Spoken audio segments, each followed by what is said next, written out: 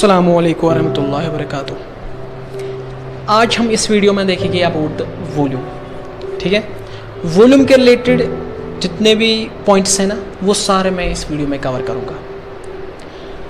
जितने भी फार्मूलाज मतलब डिफरेंट फिगर्स का एरिया दिस वॉल्यूम अगर आपको कैलकुलेट करना है तो उनके लिए एक पर्टिकुलर फार्मूला होती है ना, तो वो सारी फार्मूलाज जो है इसी वीडियो में डिस्कस करेंगे। ठीक, लेकिन बिफोर डिस्कसिंग एनी फार्मूला हम कुछ मिनट्स इसके बेसिक इंट्रोडक्शन पे गुजारेंगे। ठीक, सबसे पहले देखो ये जो आप वॉल्यूम कहते हो ना, वॉल्यूम मींस कैपेसिटी। अगर आपके पास एक फिगर है वो अपने अंदर कितना मतलब रख सकती है, मतलब उस फिगर में वो कितनी कैपेसिटी है अपने अंदर रखने की, that we call the it's volume. ठीक है ना, ये आपको याद रख लेना है। देखो जब आप डेफिनेशन तो ये तो काफी है इसकी, जब आप फिगर्स की बात करते हो ना, फिगर्स की बात मैथ्स में जब आप फिगर्स की बात करते हो आपके पास टू टाइप्स ऑफ फिगर्स होते हैं। एक तो आपके पास 2D फिगर्स होते हैं, दूसरा 3D फिगर्स। ठीक है ना, 2D figures and 3D figures. 2D figures में रेक्टेंगल है, ट्रायंगल है, वो सब तो हमने लास्ट टाइम देख भी लिया है, तो उनको आप पहले छोड़ दो। ये याद रखो कि 2D फिगर्स में खाली आते हैं 2 डायमेंशंस। 3D में आते हैं लेंथ, ब्रेड्थ, हाइट। 3 डायमेंशंस में लेंथ, ब्रेड्थ या ब्रेड्थ हाइट या हाइट लेंथ, यही 3 आते हैं। इसमें आते हैं लेंथ, ब्रेड्थ, हाइट, तीनों कंबाइंड इसमें आते हैं। इसमें या तो लेंथ ब्रेड्थ होगी या तो ब्रेड्थ हाइट, लेकिन हो गए 2 ही डायमेंशंस। ठीक, इसमें होते हैं 3 डायमेंशंस। इसके लिए आपको एरिया भी डिस्कस करना होता है। यहां पे एरिया भी डिफाइंड है, लेकिन वॉल्यूम यहां पे डिफाइंड नहीं है, खाली एरिया यहां पे डिफाइंड है। इसके लिए डिफाइन है area as well as volume, यानी यहां पे आपको एरिया भी डिस्कस करना है और वॉल्यूम भी डिस्कस करना है। ठीक, सो लास्ट टाइम तो हमने इन दोनों का एरिया देख लिया है। ठीक है, कर्व टोटल वो तो हमने सारा देख लिया है लास्ट टाइम। इस वीडियो में हम सिर्फ डिस्कस करेंगे अबाउट द वॉल्यूम, वो भी 3D फिगर्स, इनमें तो वॉल्यूम होता ही नहीं है, तो इनमें हम डिस्कस करेंगे। देखो थोड़ा सा रेक्टेंगल यहां पे होता है, 2D फिगर में रेक्टेंगल होता है, दूसरा यहां पे स्क्वायर होता है, तीसरा आप यहां पे सर्कल मानो। यहां पे देखो अगर आप इसी रेक्टेंगल को हाइट देते हो ना, लेंथ ब्रेड्थ ऑलरेडी इसको है, अगर आप इसको हाइट दोगे ना तो इसको हम यहां पे कहते हैं क्यूबाइड। क्यूबाइड, इसको हम कहते हैं यहां पे क्यूब, इसको हम कहते हैं सिलेंडर। ये आपको याद रखना है, इसको हम कहते हैं सिलेंडर, क्यूब, क्यूबाइड। तो मुझे बताओ क्यूबाइड किसको कहते हैं? अगर हम रेक्टेंगल को हाइट देते हैं ना, यहां पर रेक्टेंगल विद सम हाइट, तो उसको हम कहते हैं क्यूबाइड। अगर हम स्क्वायर को हाइट देंगे उतनी ही जितना इसका साइड होगा, उसको हम कहते हैं क्यूब। और जब हम सर्कल को हाइट देते हैं उसको हम कहते हैं सिलेंडर। ठीक है ना, ये तो आपको पता होना चाहिए, क्योंकि ये तो कोई बड़ा कंसेप्ट नहीं है, this is a simple word, मतलब सिंपल कंसेप्ट, ये तो आपको पता होना चाहिए। ठीक, देखो अब हम फार्मूलाज डिस्कस करेंगे। सबसे जनरल फार्मूला मैं आपसे डिस्कस पहले करूंगा। देखो वॉल्यूम के लिए आपको ये फार्मूला याद रखनी है, सारी फार्मूला इससे डिराइव होगी। वॉल्यूम के लिए ये फार्मूला आपको याद रखनी है, volume is equal to area multiply by height. इस फार्मूला के अंदर जाना है, इस फार्मूला को ऐसे ही रहने नहीं देना, इसको फर्दर स्टडी करना है। यह है आपके पास, अगर आपको वॉल्यूम किसी भी फिगर का निकालना है उसका एरिया आपको लेना है हाइट। लेकिन ये जो एरिया होता है ना, क्या ये कर्व्ड सरफेस एरिया होता है या टोटल सरफेस एरिया होता है? अगर आप कर्व्ड सरफेस एरिया लोगे यहां पे, टोटल सरफेस एरिया लोगे यहां पे, दोनों में कोई भी लोगे ना, आंसर गलत आएगा आपका। जिस किसी भी फिगर का आपको वॉल्यूम निकालना है, चाहे क्यूब का निकालना हो, क्यूबाइड का निकालना हो या सिलेंडर का निकालना हो, याद रख लेना उसका एरिया ये ना ये कर्व्ड होता है ना ये टोटल होता है, उसका एरिया ये बिल्कुल भी नहीं होता है, ये होता है एरिया बेस। ये बहुत बहुत इंपॉर्टेंट है, बेस।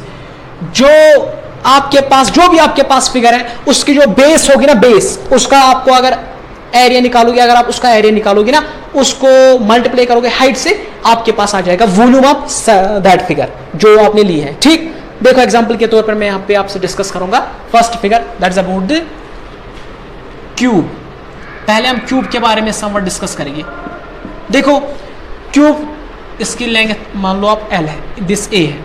देखो अगर आपने वॉल्यूम दिस फाइंड करना है, आप मुझे बताओ, वॉल्यूम होता है ना बराबर एरिया मल्टीप्लाई बाय हाइट, ऊपर भी लिखा हुआ है वॉल्यूम। आप यहां पर मैंने आपको पहले भी कहा, जो वॉल्यूम होता है ना यहां पर, this is area multiply by height.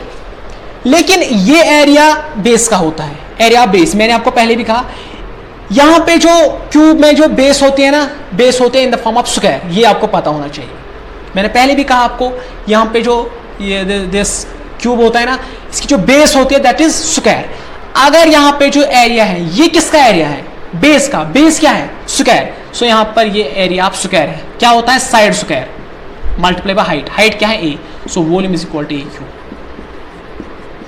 This is the required formula for the cube. देखो, अगर अब आपको क्यूबाइड के बारे में डिस्कस करना है, क्यूबाइड, क्यूबाइड क्या होता है? Rectangle with some height. ऐसे मान लो आप, ऐसे मान लो आप, this is length, breadth, this is height. ठीक, हाइट। अगर मैं वॉल्यूम कहूंगा आपको निकालने के लिए, बता मुझे वॉल्यूम क्या होगा? एरिया। एरिया क्या है? बेस लेनी है आपको। बेस क्या है? रेक्टेंगुलर। रेक्टेंगुलर क्या? Length multiply by breadth. ये तो बेस का एरिया है, मल्टीप्लाई क्या करोगे? हाइट से। हाइट क्या है? हाइट ही है ना, हाइट ही, या कुछ और है? हाइट। लेंथ, ब्रेड्थ, हाइट, तीनों का मल्टीप्लाई लेना है। This will be the volume of the cuboid. Basic बातें हैं, आपको याद होनी चाहिए। देखो, अब सिलेंडर का भूल जाते हो बार बार, सिलेंडर का, लेकिन अब नहीं भूलोगे। देखो, मान लो ये आपके पास सिलेंडर है, मान लो क्या, ये तो है आपके पास सिलेंडर, ये आपके पास सिलेंडर है, इसकी हाइट मान लो h है, इसकी रेडियस r। ठीक, अगर आपको इसका वॉल्यूम निकालना है, that will be area multiply by height. बताओ कौन सा एरिया लेना है आपको? बेस का।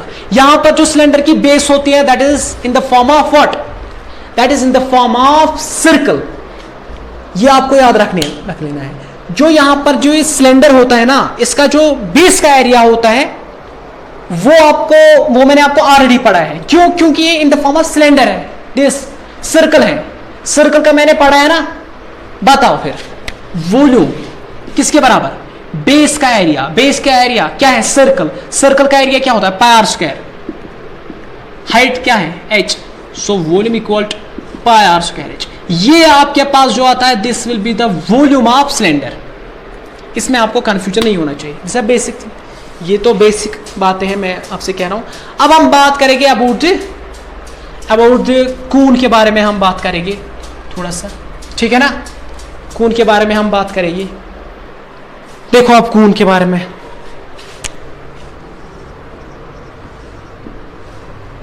ऐसे इसकी शेप आप मान लेना,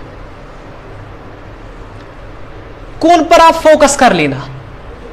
देखो, बात को समझ लेना।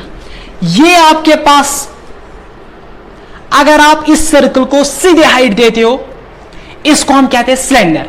अगर हम स्लोप में इसको लेंगे ना इस तरीके से, इसको हम कहते हैं कून। अब मैं आपसे एक क्वेश्चन पूछूंगा, क्या वॉल्यूम सिलेंडर का ज्यादा होगा या वॉल्यूम कून का ज्यादा होगा? वॉल्यूम दिस सिलेंडर का ज्यादा होगा। क्यों? क्योंकि इसमें सारा कून आता है, प्लस रिमेनिंग एरिया ये भी, दिस वॉल्यूम ये भी बचता है। आपको याद रख लेना है, अगर आपको कून का निकालना है। अब वॉल्यूम देखो, वॉल्यूम किसके बराबर होता है? Area multiply by height. अब आप मुझे बताओ, जो आपके पास ये एरिया है, एरिया कौन सा एरिया लोगे? बेस का। बेस का एरिया क्या है? पाई आर स्क्वायर। लेकिन देखो यहां पे हाइट आप सीधे इसको नहीं लेना है, यहां पे ये हाइट इसको नहीं लेना है। ठीक, यहां पे आप सिलेंडर की ओर, मैंने आपसे पहले समझाया। देखो, ये आपके पास सिलेंडर है, अगर इसका आपको वॉल्यूम निकाल पाई आर स्क्वायर, सीधे से ऊपर चला जाता है ना, तो पाई आर स्क्वायर को मल्टीप्लाई करते हैं हाइट, वो आपके पास वॉल्यूम आता है। अब जब आप कून की बात करते हो, ये थोड़ा स्लोप में चला जाता है। स्लोप में जो ही चला जाता है ना, इससे क्या हो जाता है? इसका वॉल्यूम कम हो जाता है।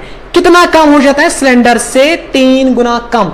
यानी अगर आप 3 हिस्से करोगे ना, 3 हिस्से, तो 1/3 इसका होगा पाई आर स्क्वायर h। लेकिन उसका ऐसे आपको याद रख लेना है, पाई आर स्क्वायर h, यानी पाई आर स्क्वायर h सिलेंडर का है, उसको डिवाइड बाय कर लो 3, उतना आपके पास ये होता है इसका एरिया आता है।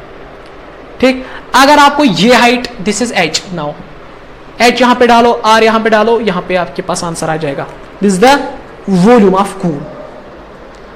ये भी कोई मतलब इतना बड़ा कंसेप्ट नहीं है जो आपको समझ में नहीं आएगा, इट्स एन इजी थिंग, ये आपको याद रखना है। ठीक, क्यूब भी हो गया, क्यूबाइड भी हो गया, कून भी हो गया, सिलेंडर भी हुआ। अब स्फीयर पे थोड़ा सा बात करेंगे। देखो, मैं एक बात आपको रिकमेंड करता हूं, अब जब आपने स्फीयर देखा होगा ना, वॉलीबॉल वगैरह आपने बॉल्स वगैरह तो देख ली होगी, तो उसमें आपने फोकस अगर किया होगा तो उसकी बेस मुझे बता सकते हो आप क्या होती है? नहीं बता सकते उसकी बेस, उसकी बेस आप नहीं बता सकते, इसलिए मैं उस फॉर्मूला से उसका वॉल्यूम नहीं निकालूंगा। मैं इसके लिए आपको रिकमेंड करता हूं कि उसकी फॉर्मूला आप याद रख लीजिएगा, 4/3 pi R cube. This will be the volume of what? This will be the volume of sphere, 3 dimensional figure, volume of sphere ये आपके पास होता है। अगर आपको स्फीयर का वॉल्यूम चाहिए, आपको करना है 4/3 pi R cube. What is R? R is the radius of sphere, ठीक है ना। अगर आपको दूसरा पॉइंट, अब हम बात करें क्या बोलते हैं, हेमिस्फीयर। देखो हेमिस्फीयर के बारे में, हेमिस्फीयर के बारे में बात करेंगे। अगर आपको वॉल्यूम ऑफ हेमिस्फीयर निकालना है, आप मुझे बताओ, अगर आपको स्फीयर का वॉल्यूम चाहिए क्या करते हो? 4/3 पाई आर क्यूब। अगर आपको हेमिस्फीयर यानी स्फीयर का हाफ लेते हो तो वो बन जाता है हेमिस्फीयर। अगर उसका अपने एरिया दिस वॉल्यूम चाहिए तो 4/3 पाई आर क्यूब, इसको डिवाइड बाय कर लो 2 से। जो ही आप इसको डिवाइड बाय 2 से कर लोगे, 2 1 जार 2, 2 2 जार 4, तो यहां पे आपके पास एरिया आ जाता है 2/3 पाई आर क्यूब। ये आप याद रख लो, ये वाला खुद आएगा आपको, ठीक है ना। ये तो आपको समझ में आना चाहिए क्योंकि ये तो सबसे इजी पॉइंट है। अब जो हम बात करेंगे ना, देखो क्यूब का भी हुआ, क्यूबाइडल का भी हुआ, सिलेंडर का भी तो हुआ, सिलेंडर, फिर क्या बचता है?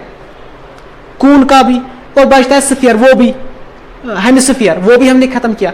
अब जो बचता है ना, दैट इज, याद रख लेना उसको, that is very very important, that we call the फ्रेस्टम,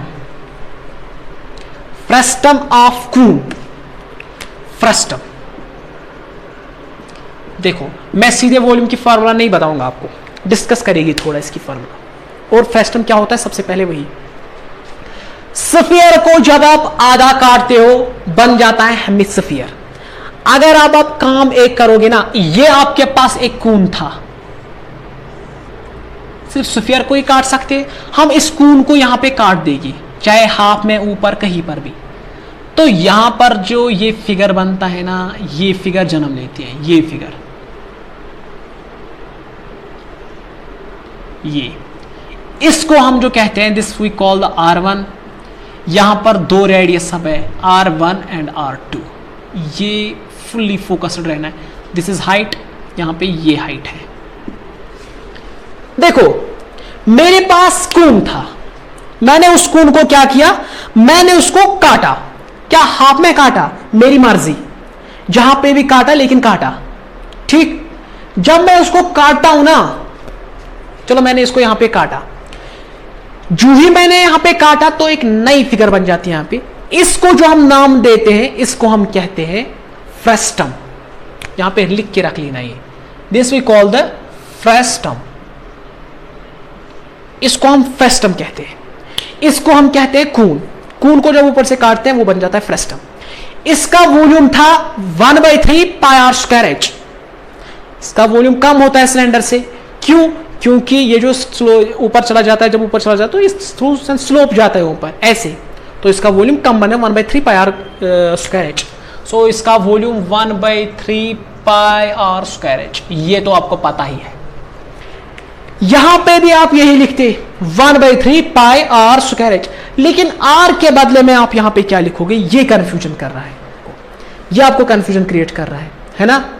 अब मुझे बताओ, अगर मैं R1 लूंगा तो गड़बड़ हो जाएगा, तो दूसरा तो मैं वहीं पर छोड़ता हूं, तो इसे तो पक्का कंफ्यूजन होगा। अगर R2 लूंगा वो भी गड़बड़।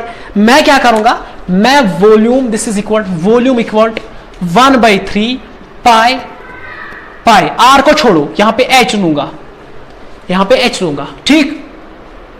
एच को पेंडिंग रख लो, दिस आर को पेंडिंग रख लो, आर के बदले आप लो R1 स्क्वायर, यहां पे R स्क्वायर था, R1 square plus R2 square. लेकिन जब आप वॉल्यूम निकालते हो ना, जब आप प्रैक्टिकली फिर वॉल्यूम निकालते हो, ये फार्मूला और प्रैक्टिकल फार्मूला में फर्क होती है। जो प्रैक्टिकल आप मतलब वॉल्यूम निकालते हो और इस फार्मूला से वॉल्यूम निकालते हो, वो गलत निकलता है। इसीलिए इसको बैलेंस करने के लिए हम क्या करते हैं, यहां पे R1 R2, मैं आपको ये बता रहा हूं याद कैसे रखना है, अदरवाइज ये बैलेंस वगैरह नहीं, ये फार्मूला डिराइव होती है, आपको डिराइवेशन आपको मिल जाएगी, आपके टेक्स्ट बुक में भी है। तो मैंने आपसे क्या कहा, जब आपको फाइंड करना है वॉल्यूम ऑफ सिस्टम, आपको करना है 1/3 पाई H R1 square R2 square दोनों का प्रोडक्ट और उसको भी प्लस करना है इनके साथ। आपके पास जो आंसर आएगा that will be the volume of system, और इसी के साथ ये जो वॉल्यूम वाला पोर्शन था ना, ये भी खत्म होता है। देखो अब एरिया भी मैंने पढ़ाया है कि नहीं, वॉल्यूम भी मैंने पढ़ाया है ना। सो surface area and volume almost cover हुआ। लेकिन देखो अब अगर टेक्स्ट बुक लाओगे आप 10th क्लास की, वहां पर फिगर्स आपको कंबाइंड फिगर्स मिलेगी।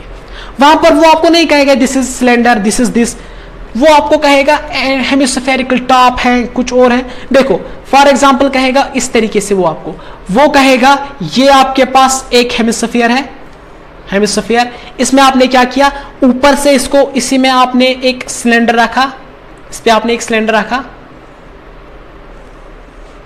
ये आपके पास है।